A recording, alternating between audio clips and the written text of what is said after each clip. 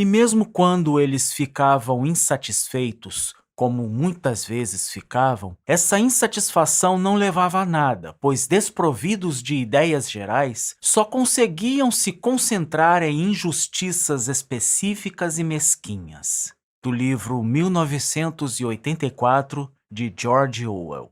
Este é o Visão Libertária, sua fonte de informações descentralizadas e distribuídas. Ajude a propagar as ideias de liberdade. Deixe o seu like e compartilhe com seus amigos. Um artigo seu pode virar vídeo aqui também, sabia? Este artigo foi escrito por Dr. Apedeuta, revisado por Libertus e será narrado por mim, Djalma Guedes. A crescente violência contra médicos e profissionais da saúde no setor público tem levado muitos a repensarem se desejam continuar a atender no serviço público de saúde. A maior parte das agressões acontecem em unidades de pronto atendimento, as UPAs, e em prontos socorros dos hospitais públicos. A situação tomou tamanha proporção que um médico entrevistado, ao relatar uma das diversas agressões que sofreu, declara: "A gente trabalha com receio de ser o próximo a ser esfaqueado. Perceba, não com receio de ser esfaqueado, mas de ser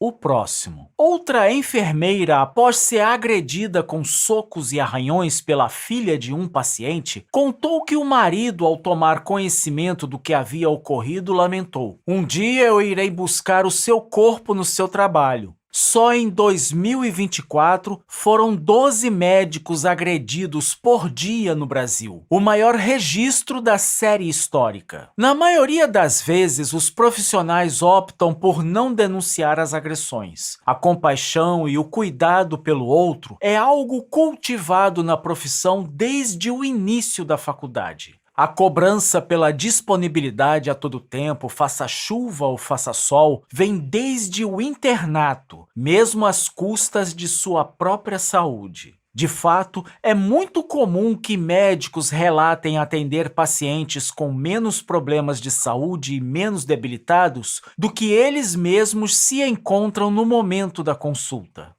Apesar disso, diversos vereadores e outros políticos encheram as redes sociais com vídeos que buscam flagrar médicos no ambiente de trabalho supostamente negligenciando o tratamento de seus pacientes. Eles parecem acreditar que a exceção de maus profissionais prestando um péssimo atendimento é a regra dentro desse meio. Esses vídeos, de fato, têm tido muitas visualizações e incitado vários casos recentes desses tipos de ataque por parte de pacientes. Alguns dentre os muitos indignados com a qualidade ruim do serviço de saúde pública estão apenas à procura de desculpas para descontar sua raiva em quem quer que vejam pela frente, em geral, um trabalhador. O crescimento no número de casos de agressão chega a 68% na última década, evidenciando uma tendência que antecede esse circo promovido por parasitas estatais tentando justificar a posição em que ocupam. Diante dessa insegurança, a reação do Estado na figura do Conselho Federal de Medicina se resume em algo do tipo: "Que coisa, gente!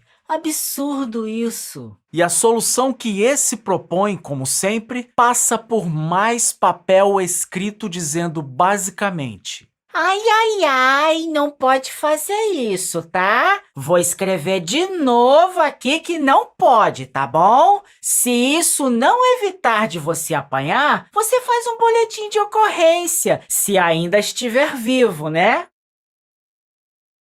A verdade é que tanto o diagnóstico da situação quanto o remédio estão equivocados. Algo bem mais estrutural está na origem desse fenômeno. Nesse vídeo, investigaremos as causas reais dessa onda que acometeu o Brasil e iremos propor um tratamento libertário que ajude de fato a reduzir novos surtos. A história do SUS Sistema Único de Saúde vem desde o final do regime militar brasileiro. Até aquele momento, vigorava no Brasil um atendimento em saúde da seguinte forma: as pessoas que estavam inseridas no mercado de trabalho pagavam um percentual de seu salário para o INPS, o Instituto Nacional de Previdência e Seguridade Social. De posse desse recurso, o governo destinava parte dele para entregar a hospitais credenciados em todo o país de acordo com vários critérios, incluindo a quantidade de atendimentos que esses realizavam. Essa dinâmica de incentivos gerava o resultado mais ineficiente para quem pagava por tudo isso: o cidadão. O Estado se colocava como intermediador de uma relação que simplesmente nunca precisou desse papel. Com o controle dos recursos que não eram seus e usando para fins que não o beneficiava, era óbvio que a administração desse dinheiro seria naturalmente da pior qualidade possível. Não era incomum que hospitais declarassem atendimentos que nunca realizavam, entre outras inconsistências, somente para receber cada vez mais recursos. Isso era feito sem pudor, porque quem estava entregando o dinheiro não estava interessado no serviço que este oferecia, só repassava o montante recebido do verdadeiro cliente. Organizado dessa forma, o atendimento se tornou cada vez mais precário, enquanto enriquecia um pequeno grupo de empresários inescrupulosos, muitos deles amigos do governo. Era um sistema que premiava os corruptos, os mentirosos e mesquinhos e punia aqueles que buscavam de fato prestar um bom atendimento em saúde à população. Eventualmente, os maiores empregadores se tornavam justamente os hospitais geridos pelos piores tipos de indivíduos, e estes exploradores passavam a explorar também os médicos. Pagavam cada vez menos, não forneciam os materiais necessários a um bom atendimento, pioravam o ambiente de trabalho. Perceba como a quebra de uma relação contratual direta pela imposição de um mediador foi o que gerou toda essa gama de novos incentivos e suas consequências.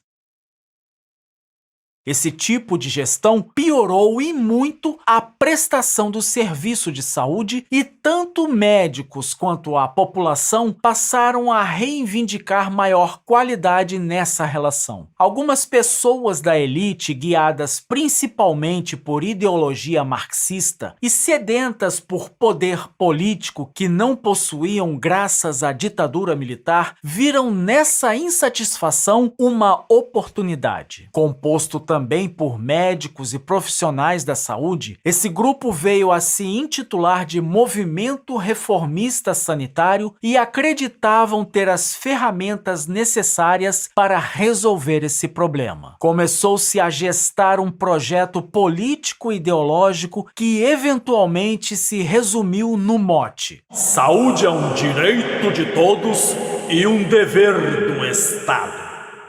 Você deve ter reconhecido essa frase. Ela passou a constar na Constituição Federal de 1988 por influência desse grupo. A professora doutora Sara Escorel, em seu livro Reviravolta na Saúde, Origem e Articulação do Movimento Sanitário, fala sobre esse momento na história.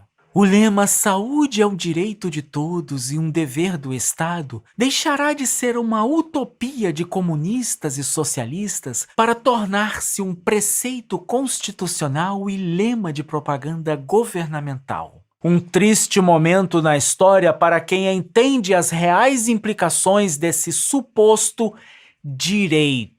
De toda forma, 2 anos depois da Constituição de 88, o SUS, como conhecemos hoje, seria regulamentado e colocado em operacionalização. E o que mudou em relação aos incentivos que o modelo anterior criava? Será que agora temos uma conexão direta entre prestador de serviço e o consumidor? A resposta surpreende. Sim, já que agora o prestador é o próprio Estado. Veja, a descentralização em relação às funções de cada ente da União, governo federal, estadual e municipal, trouxe o paciente para mais perto de seu prestador de serviço, principalmente aquele paciente que é atendido no posto de saúde. Para quem não sabe, os postos de saúde, ou UBS, Unidades Básicas de Saúde, são de competência do município. As UPAs estão sujeitas ao governo do estado e os grandes hospitais públicos são de responsabilidade federal. Já vemos aqui um padrão coerente com os casos de agressão. Quanto mais distante o responsável pelo serviço prestado está, maior o número de casos. Quando o atendimento é de urgência e o indivíduo não consegue cobrar de seu prestador um serviço melhor, maior a chance dele incorrer em vias de fato. Agora, enquanto um dos problemas foi atenuado para uma pequena parte das pessoas que buscam o serviço de saúde, muitos outros foram criados e vários dos antigos foram aprofundados. E a origem de todos eles é que, como vimos, o prestador do serviço de saúde passou a ser o próprio Estado. Trabalhadores em sistemas estatais muitas vezes se tornam burocratas, trabalhando mais por estabilidade do que por desempenho. Profissionais motivados são corrompidos pelo sistema e pela pressão dos próprios colegas. Não há mérito em ser melhor, só mais trabalho. A própria alocação de recursos sem um sistema de preços é baseada em diretrizes políticas e administrativas. Essa distribuição tende a ser descoordenada da demanda real, pois não responde diretamente ao consumidor, mas sim a planejadores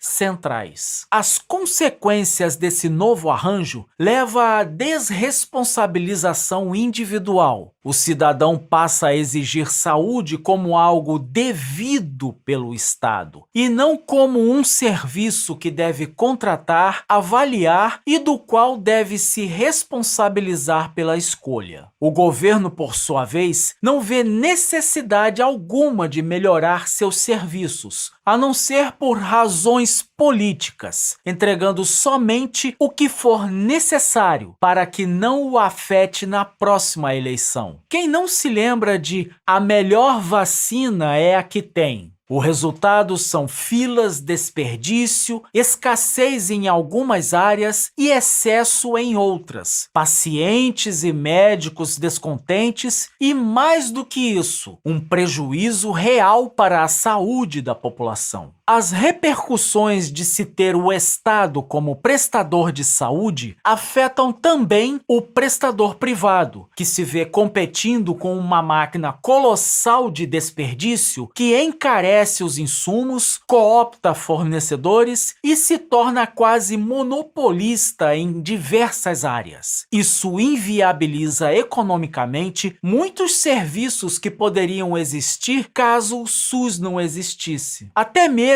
os planos de saúde não podem escolher quais serviços vão oferecer. O Ministério da Doença da Saúde, entrega uma lista pré-definida de procedimentos que devem ser prestados independentemente da estrutura do serviço de saúde. Aquele paciente no pronto-socorro, angustiado com a demora para ser atendido, foi tolhido de diversas opções que estariam dentro de seu orçamento e resolveriam seu problema. Tudo por conta de uma solução ineficiente imposta a ele. Se a saúde funcionasse como um mercado livre, o sistema de preços e a concorrência permitiriam melhor eficiência naturalmente. Inovação, responsabilidade e atendimento centrado no paciente seriam gerados pelo estímulo dos próprios incentivos, pois prestadores seriam diretamente remunerados por seus serviços. Além de melhorar o atendimento, O paciente passa a ter consciência de que deve buscar o serviço que melhor lhe atenda. E caso este venha a apresentar problemas como falta de recursos, instalações inadequadas, falta de profissionais, ele saberá que deve cobrar e reclamar com o prestador, em vez de simplesmente descontar no profissional que o atende. O profissional percebe que o seu esforço é recompensado se ele se torna uma referência a tal ponto de atrair mais pacientes e, por isso, passa a gozar de maior investimento e melhores condições de trabalho. Esses incentivos estão contidos numa relação quando esta é uma relação contratual direta, sem intermediários. Apesar de partirem de problemas reais do sistema de saúde vigente à época, muitos deles foram criados pelo próprio governo tutelando as relações entre os indivíduos. E ainda que você suponha a boa-fé dos proponentes dessa política, a solução gerada só aprofundou os problemas que ela supostamente tentava resolver. O SUS é um sistema economicamente insustentável a longo prazo e eticamente problemático ao defender que saúde é um direito, sendo que depende de outras pessoas fornecerem o tal direito.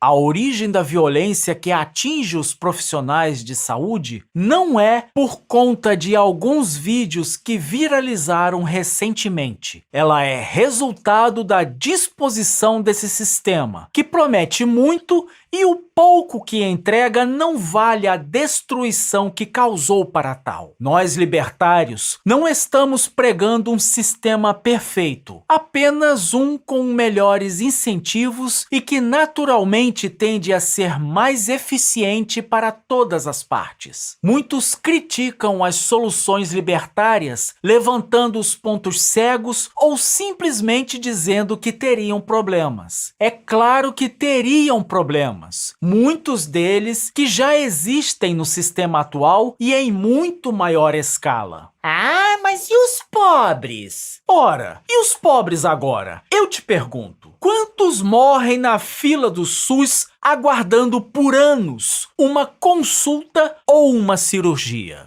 Mas vai enriquecer alguns em cima da doença dos outros, né? E quem você acha que é beneficiado com todas as licitações superfaturadas de hoje? Com quem fica o imposto altíssimo pago pelos mais humildes? Na verdade, enquanto as massas não tiverem parâmetros de comparação, elas nunca se tornarão conscientes de que são oprimidas. Página 192, de 1984, de George Orwell. Se tivéssemos aproveitado o momento histórico da redemocratização e seguido no sentido de migrar do antigo formato para um ainda mais livre, com certeza seria muito mais fácil essa mudança do que com o sistema atual. Torçamos para que os médicos e profissionais da saúde busquem conhecer de forma crítica o que de fato é o SUS e não venham mais a apoiar soluções de maior intervenção do Estado. Fazendo isso, só estaríamos a repetir a história e colheríamos inevitavelmente mais ineficiência do que temos hoje, além de agravarmos as próprias condições de trabalho e prejudicarmos o cuidado dos pacientes. E obrigado pela audiência. Esse é um canal colaborativo. Participe você também. Cadastre-se agora mesmo no nosso site visãolibertaria.com e envie seus artigos por lá. Os nossos colaboradores recebem recompensas em Bitcoin. Inscreva-se no canal e clique no botão da campainha para ser avisado de novos vídeos. Até a próxima e fiquem na paz.